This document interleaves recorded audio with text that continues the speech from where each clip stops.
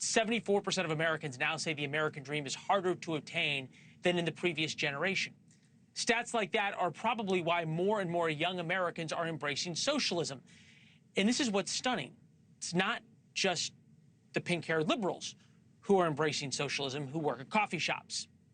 Conservatives are embracing socialism. Fascinating new Wall Street Journal piece called "The Young MAGA Socialists Are Here." Our next guest, Emil Barr, writes 53% of self-identified conservatives under 40 support government-run grocery stores. Not Democrats, conservatives. Take that in. The rise of socialism among young Americans is no longer only a Democratic story.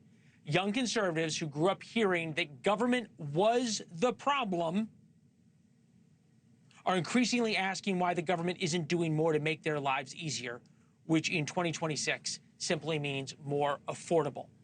The author of that op-ed, Emil Barr, we have a link to it in War Notes, former Bernie Sanders campaign strategist Corbin Trent, former senior advisor to the Trump campaign, Steve Cortes. Steve, I want to start with you. There is a difference between ignorant and stupid. Stupid is thinking that state-run or government-run grocery stores work. Ignorant is saying I am a conservative and thinking that state-run grocery stores work. Whose fault is this?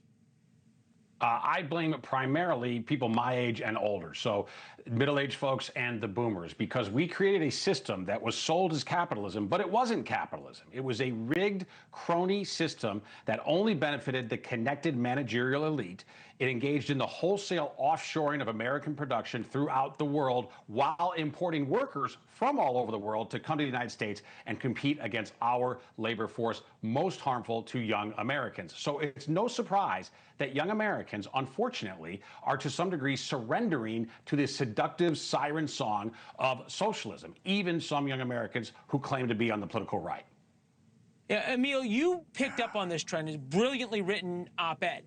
But how does someone justify being conservative, which by definition means, as you point out, government is the problem, and also embrace socialism?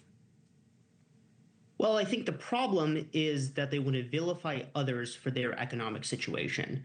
Stephen hit the nail on the head, but that's not the full picture. Gen Z is actually starting more businesses than any other generation.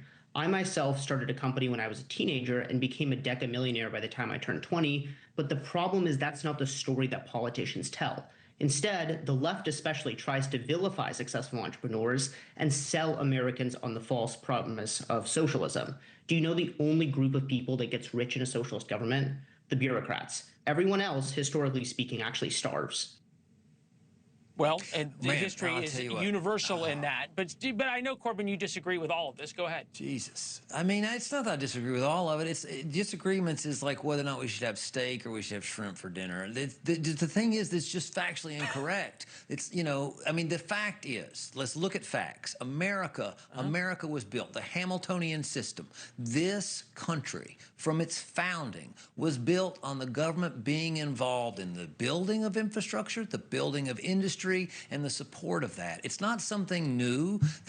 The New Deal, the arsenal of democracy, the ability to build the weapons that won the World War and World War II were done through a combination of the government working with private enterprise. And largely, the people that did it were government employees. You know, the fact is that too many people now think that food comes from grocery stores. That's part of the problem. Food comes from farms. But you see all of these oligopolies, like Tyson right now is closing plants in Joslin, Illinois. They're closing plants in Texas. They're closing plants all over the country and consolidating them. The same thing that's happened in healthcare, the same thing that's happened in infrastructure.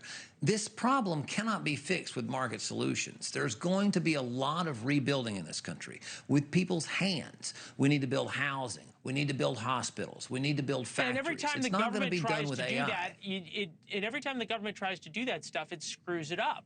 It gets worse. Just look at Gavin Newsom's train in California, $22 billion, and I think we have 4 miles of track built. Oh, right. It's always the contractor's fault. But when government takes it over, who's been supervising the contractors, it's going to go so much better. But hold on. This is more, though, than about whether or not government should be more involved. This is about what America is. And there's a whole slew of Democratic politicians touting this idea that capitalism is the problem. America is failing. Trump ran on that. Trump ran twice on the idea that America is in decline, that America is a nation that's had its best days before right now, that generation after generation now we're seeing less and less access. That's what he ran on, and I agreed with it. So, Steve, is the answer we go back to the 1950s? Well, yes, in a lot of ways. And I'll tell you the most important way we need to go back to the 1950s is when we had almost zero immigration to this country because we were a more cohesive, patriotic, we had massive taxes. And prosperous country. 90% marginal. We were happier in every way. We were more prosperous. We were more patriotic as a country. Immigration, of all the economic woes and all of the hurdles put in front of young Americans, the worst by far is mass migration to this country. What have we done to young people? We bring hundreds of thousands of foreigners to flood our universis. They can then stay on work visas. If you want to go back to the 1950s, you can't pick and choose which ways, okay? As Corbin pointed out, 90% marginal tax rate in the 1950s.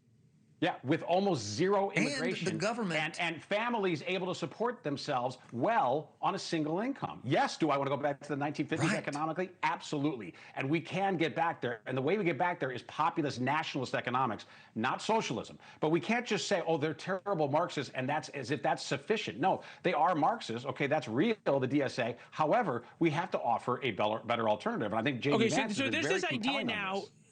There's this idea now that capitalism that built America and built the world economically and created more wealth than anything ever has doesn't work. And Emil, your mother brought you to America at 3 years old from a place that also didn't believe in capitalism. It's called Russia, or the Soviet Union, whatever you want to call it at the time. What are these politicians missing?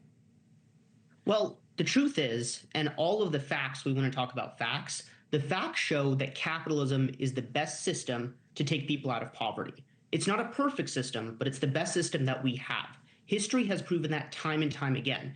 It's why we as Americans now live in the richest country in the world, in the richest period of human history. The day that I think we walk away from capitalism is the day that we actually give up on the American dream. But what does that richest country in the nation, in the history of the world, do for the majority of the people in this nation? It doesn't do that much for the majority of the people that can't afford their homes. So yes, there you go. They can have iPhones, they can have refrigerators, they can have sort of creature comforts, but they can't afford houses, they can't afford health care, they can't afford education, they can't afford the core principles of life: food, clothing, shelter, water. Corbin, Cuba's been under embargo for 70 years, They all have shelters. 70 years. 70 years of embargo from one of the most powerful nations. I mean, to become a millionaire in America. Cortes, there were more self-made millionaires.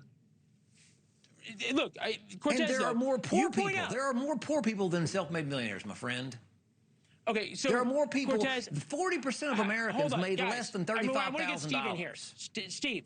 Steve. The fact of the matter, though, is that there is a huge part of America, and we covered this in the first segment, that believes that America has become rigged against them. They don't get to participate in this. Your answer is, hey, we need to kick out all of the illegals, and everything is going to be solved.